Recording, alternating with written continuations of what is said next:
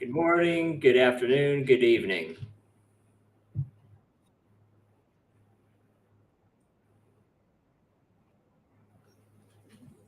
Well, it's pretty close to it's about 8:40 p.m. here in Moscow time. So it's a nice Saturday evening for me.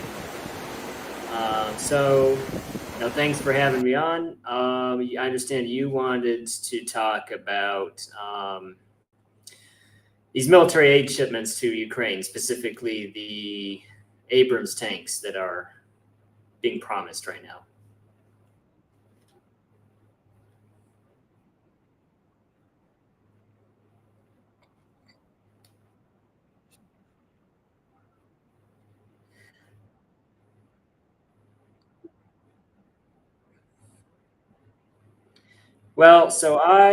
So for my book project and my blog, I've been visiting Russia since I've been paying attention to Russian news since about 3 years ago, and actually visited Russia for the first time last year.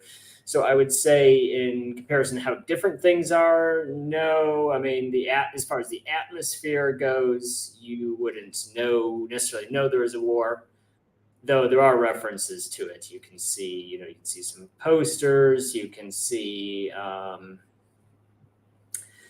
billboards, maybe something on television, award recipients, war heroes, that sort of thing. So and of course, news references. If you pay attention to the news, of course, um, what's going on in Ukraine is, of course, a daily thing.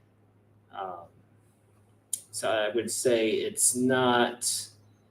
Russia itself is not a war zone. Ukraine is. So it does feel distant here, but at the same time close, because it is. Um, Ukraine's very close. I mean, it's not just a bordering region like Mexico and the USA. It's a brother nation. Ukrainians and Russians are almost the same people. So yes, it is a very so it might, for me as a foreign national in Russia, it might feel distant, but for them, it's of course a lot closer.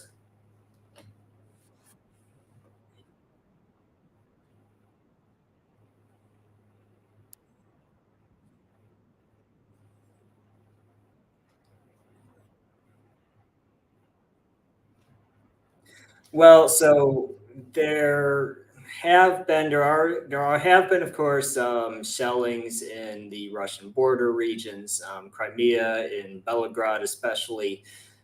This far out in Moscow, no, not really. But that said, you did have some terrorist attacks. You had, of course, the Crimea Bridge bombing. You had that car bomb that killed Alexander Dugin's daughter, Daria. Um, and those incidents did definitely affect the security posture here. So, I do attend a university here, so the students did get, is what I would call a safety briefing. What was the emergency number for Russia? How do you interact with police? What do you do if there's an emergency or an incident like that? So yes, I would say that. I think it's still not a huge threat, but it is something that can happen. It has happened.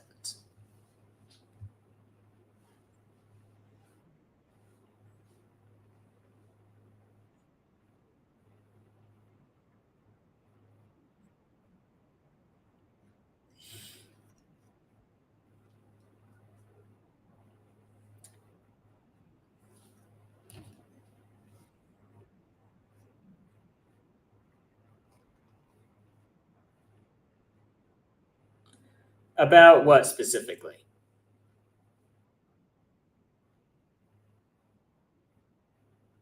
Oh, yes. I think the majority of people were a bit indifferent to it. I don't think people were cheering it didn't seem like people, the majority of people, cared that much. I think for the Russian government and for just politically active people, it was very important, because, I think in principle, yes, there are Russian citizens who are imprisoned in the USA.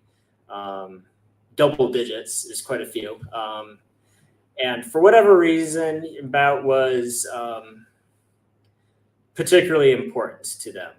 There's rumors that he was involved with their intelligence agencies. He wasn't um, Nicolas Cage, acting alone, lone wolfing it. He was working on the behalf of the Russian government, talking to groups and governments that Russia wanted to do business with, wanted to have weapons. So he was important. He was actually, I would say, probably similar to Wade, the American national who was imprisoned in Russia on espionage charges. He was pretty clearly working on behalf of the American government when he was arrested.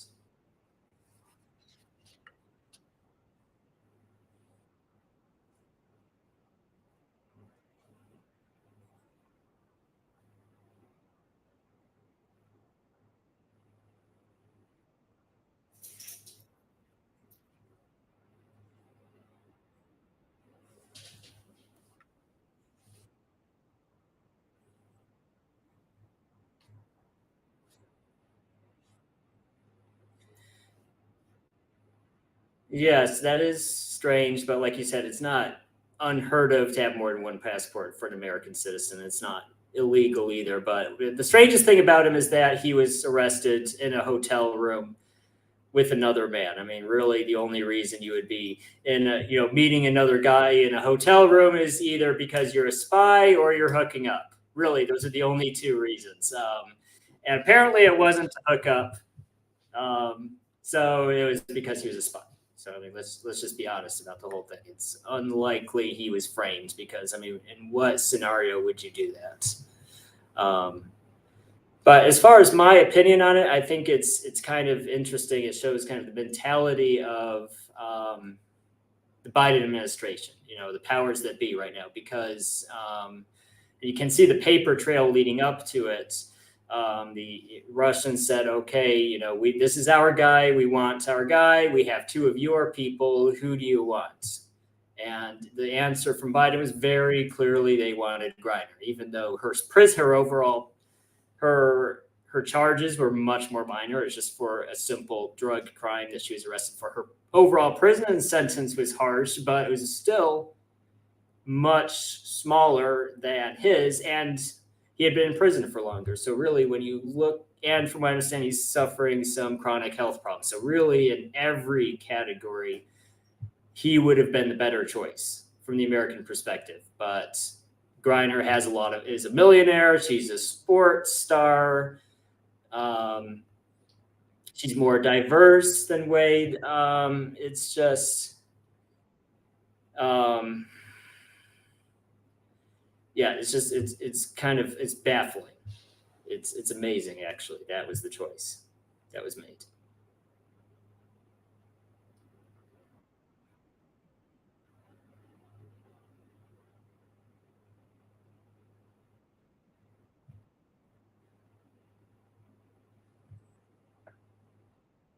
Yes, I can hear you.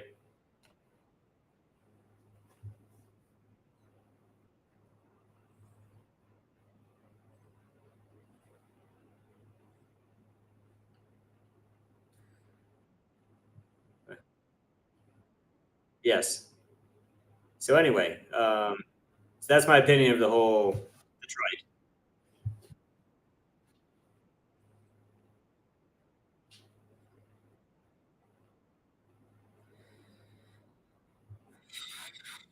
Well, it is illegal here. I mean, yes. I mean, like everywhere else, there's potheads in Russia. There's Russians who enjoy weed. It's just illegal here, and it's one of those things. If you're a citizen, well, here's the thing. If he's right, then it's a border involved. Any crime that involves a border is going to make it automatically more serious. If a Russian is stopped by the police and has marijuana or some other controlled substance in their possession, that's an arrest, that's charges. But by the act of taking it across the border, that automatically makes it more serious. I'm sure it did not help that United States, American and Russian relations are rock bottom right now too. I'm sure that did not help. I'm sure it also did not help that our media made. Oh, are you still there?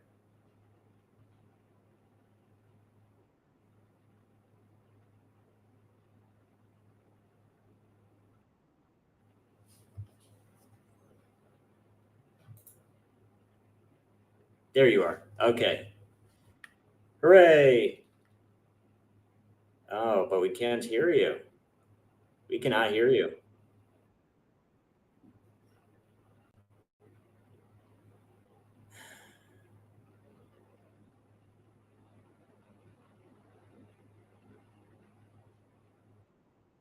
Yeah, can you hear me?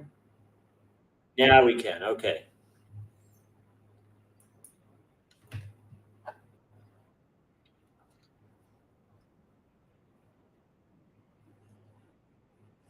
But anyways, yeah. So that's the whole Griner situation.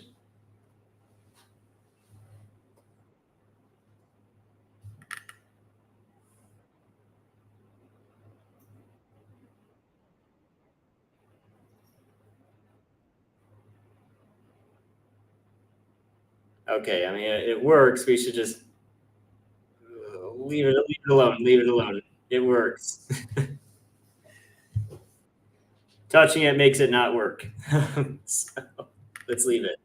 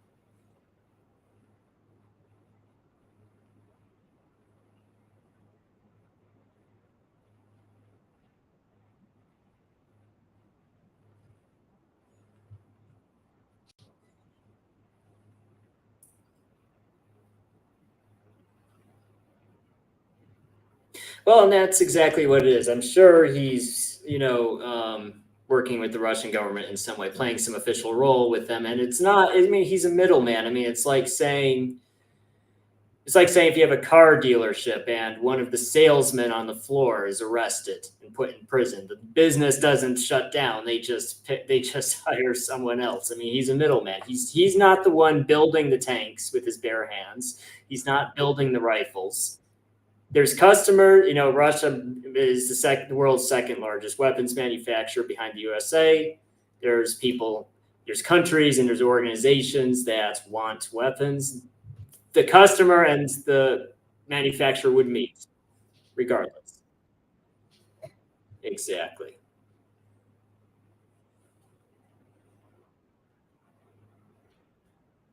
Yes, we can.